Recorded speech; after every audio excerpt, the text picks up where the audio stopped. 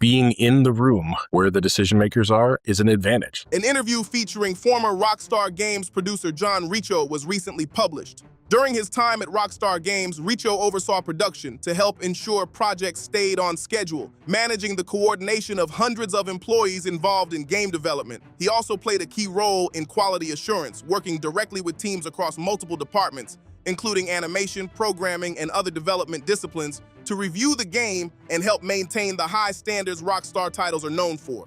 For this presentation, I have compiled the most insightful and noteworthy moments from the interview for you to watch. We will begin with the discussion surrounding GTA 6. If you would like to view the complete interview, you can find the link in the description. First, John explains the possibility of incorporating content that was cut from GTA 5 into GTA 6, along with an inside look at how that process could work behind the scenes using Rockstar's Rage engine. This is one of the reasons these interviews are so valuable. They provide insight into Rockstar's development process that is rarely shared publicly, since the studio typically does not release behind-the-scenes footage or detailed information about how its games are made. In this case, we learned that an entire game project was reportedly canceled before GTA 4, something that has never been widely discussed. If you have any information or theories about that project, feel free to share them in the comments. Based on what was discussed, it appears to have been a third-person game, likely set in a modern era. According to John, some of the missions created for that canceled project were later adapted for GTA 4.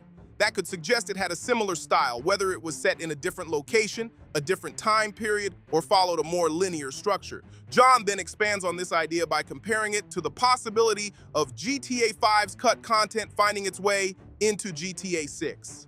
According to John, decisions like these ultimately come down to two key factors: whether they make good business sense and whether the development time is better spent on other projects or future content.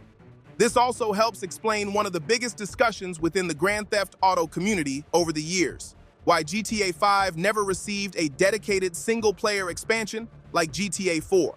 GTA 6 featured two major story expansions, The Lost and Damned and The Ballad of Gay Tony, each introducing a new protagonist, original missions, additional vehicles, weapons, and a fresh perspective on Liberty City.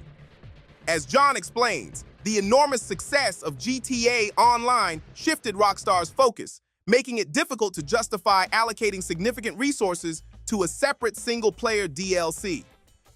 While many fans were disappointed by that decision, recent updates have moved in a positive direction. With the latest Quartz heist, reportedly the final major heist released before GTA 6, players will also have the option to experience the content in a solo mode. While that solo option is not the same as a traditional single-player expansion, it does provide a comparable experience, with the player's online character serving as the protagonist. Looking ahead, one possible direction for GTA 6 could be the introduction of entirely new regions or islands through post-launch expansions.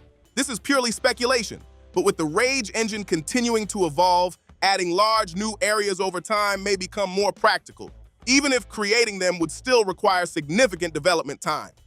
If Rockstar were to take that approach, those expansions could introduce a new protagonist, original missions, additional vehicles, weapons, and a standalone story that explores a brand new location and its unique culture before that content potentially becomes available in GTA Online. A rollout like this would allow players to experience the new setting through a narrative first, similar to how GTA 6 is expected to launch with its single-player experience before its online component becomes available. Of course, that is only my prediction. Now, let's return to the interview. This is the section I found most interesting, as John shares his first-hand experience working with Rockstar's leadership. He discusses Dan and Sam Houser, the company's founders, explaining how closely they remained involved with development, including reviewing builds and participating in quality control throughout the production process. For many years, Sam and Dan Houser rarely spoke publicly about Rockstar Games outside of occasional appearances, such as industry award shows. That changed after Dan Houser left Rockstar and launched his new company, Absurd Ventures. During the promotional campaign for the studio, he shared insights about his time at Rockstar Games and reflected on his experiences in the industry. Now, let's return to the discussion of Grand Theft Auto 5 and examine just how successful it became, along with how its impact compares to earlier Grand Theft Auto titles and other Rockstar games. Next, John shifts the conversation to the technical limitations developers faced when working with consoles such as the PlayStation 3 and other hardware from that generation. His perspective on whether those constraints made development more difficult may be more surprising than you might expect. John's perspective on console limitations is particularly interesting. Rather than viewing hardware restrictions as major obstacles, he describes them as part of the creative process. The focus is not on what the hardware cannot do, but on finding the best solutions within its capabilities. Every platform has technical boundaries, and successful development comes from working efficiently within those limits. That means carefully balancing every part of the game, from assets and scripts to world design and overall performance. The goal is to create an experience that feels consistent and polished, ensuring no single area receives excessive attention while others feel underdeveloped. Maintaining that balance is a key part of building a believable and cohesive world. The interview then shifts back to GTA 6 and John's reflections on what Rockstar developers may be experiencing during production. He also discusses the studio's long-standing reputation for demanding development schedules. Throughout the interview, he references this topic several times, explaining why it became such a well-known issue and describing the impact those intense production periods could have on development teams. The conversation then turns to GTA 6 and what development on a project of that scale is likely like behind the scenes. Drawing from his own experience at Rockstar, John reflects on the demands of building games that continue to grow in size, complexity, and ambition with every new release. He explains that each Grand Theft Auto project raises the bar, requiring larger worlds, greater technical detail, and significantly more coordination across development teams. John also speaks candidly about Rockstar's long-standing reputation for intense development schedules. While he describes the experience of helping create games that millions of players enjoy as incredibly rewarding, he also acknowledges the personal challenges that can come with reaching the finish line. According to him, seeing players appreciate years of work is one of the most satisfying parts of game development, but it often comes after an extremely demanding production cycle. Reflecting on where he is today, John explains that while he still has great respect for the talented people at Rockstar and believes GTA 6 will be another landmark release, he has also learned that large-scale games can be developed using different approaches. In his view, maintaining high quality does not necessarily require pushing development teams to their limits. Even so, he credits Rockstar's leadership with having a remarkable ability to recognize what resonates with players, helping the studio consistently deliver games that leave a lasting impact on the industry. From his perspective, that creative vision remains one of Rockstar's greatest strengths. One of the biggest takeaways from this interview is how much game development depends on communication rather than just technical skill. When most people think about Rockstar Games, they usually picture programmers, artists, or writers. What often goes unnoticed is the enormous effort required to keep hundreds of developers working toward the same goal. On a project as large as GTA, even small communication issues can slow development or create major setbacks. This also highlights why producers play such an important role. Their job is not simply to organize schedules or meetings, but to make sure information reaches the right people at the right time, and that every department stays aligned throughout development. In many ways, they act as the bridge between creative ideas and the final product players experience.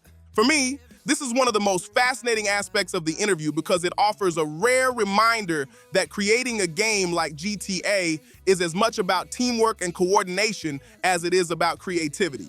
It's easy to focus on the trailers and the finished game, but hearing about the organization required behind the scenes gives a much greater appreciation for the scale of these productions and the people who help bring them together. After listening to the full interview, I think the biggest takeaway is not learning a hidden secret about GTA 6. Instead, it's gaining a better understanding of why Rockstar's games consistently stand out. The discussion reinforces that these projects are shaped by years of planning, constant iteration, and countless creative decisions that most players never get to see. It also becomes clear that there are rarely simple answers when it comes to game development. Whether the topic is canceled content, post-launch expansions, hardware limitations, or production schedules, nearly every decision comes down to balancing creative ambition with technical and business realities. That's a perspective fans don't often hear directly from someone who worked inside the studio. Interviews like this are valuable because they add context to the games we enjoy without relying on speculation or rumors. Even if they don't reveal major announcements, they help explain the thinking behind Rockstar's development process and provide a greater appreciation for the work that goes into creating a project on this scale. Hopefully, we continue to hear more conversations like this from former developers because they offer a rare look behind the scenes while the focus remains on the craft of making great games. This was one of the most insightful Rockstar interviews in a while. While it didn't reveal major GTA 6 details, it gave a valuable look into the development process and the challenges behind creating these massive games. As we get closer to GTA 6, insights like these make the wait even more exciting and highlight the effort behind it all. If you enjoyed this, be sure to like, subscribe, and share. Let me know your thoughts in the comments, and I'll see you in the next video.